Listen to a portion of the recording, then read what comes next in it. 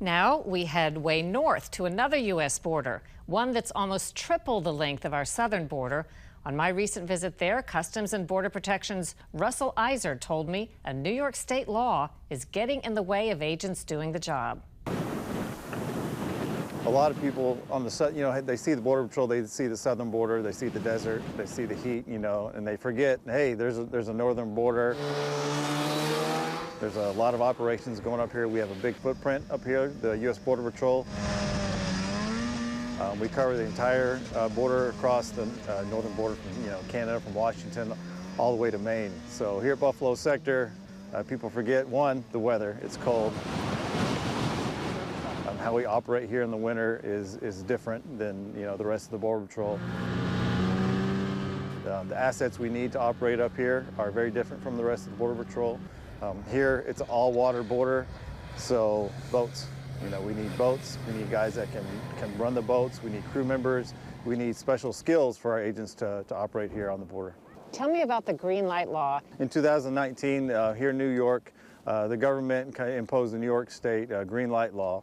So what that is basically for us, Customs, Border Protection, and Border Patrol, that prohibits us access to the New York State DMV database. Driver's license and driver's tags. license, registrations, all that stuff. So if there's an agent out in the field, sees suspicious activity, whether it's boat, plane, vessel, this covers all CBP, from air and marine to our customs officers at the ports of entry to our agents in the field between the ports.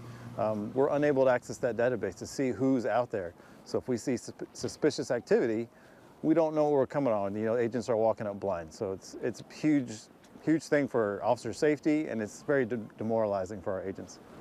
Has Customs and Border Protection or Department of Homeland Security lobbied or asked New York State to change this?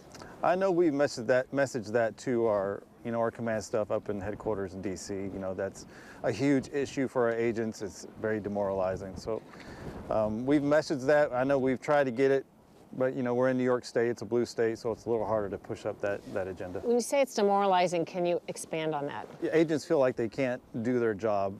They feel like they don't have the backing of the state to look up information, to look at border security. They feel like it's not a serious thing in the state if they don't have the backing. Just simple access to the databases is just a simple thing, to the public, but it's a big thing for an agent when it comes to safety. Obviously, the border's just, by most accounts, a messy situation right now. Do you have any thoughts about what's been happening the past year?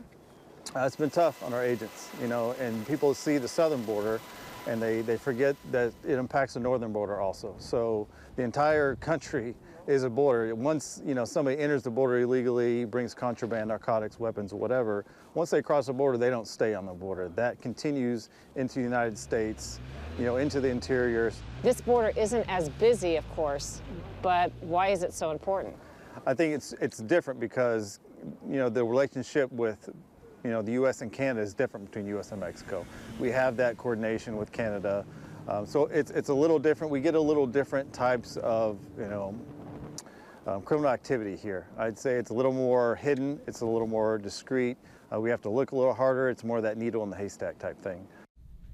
By the way, New York's green light law allowed an estimated 265,000 illegal immigrants to get a driver's license that looks like anybody else's.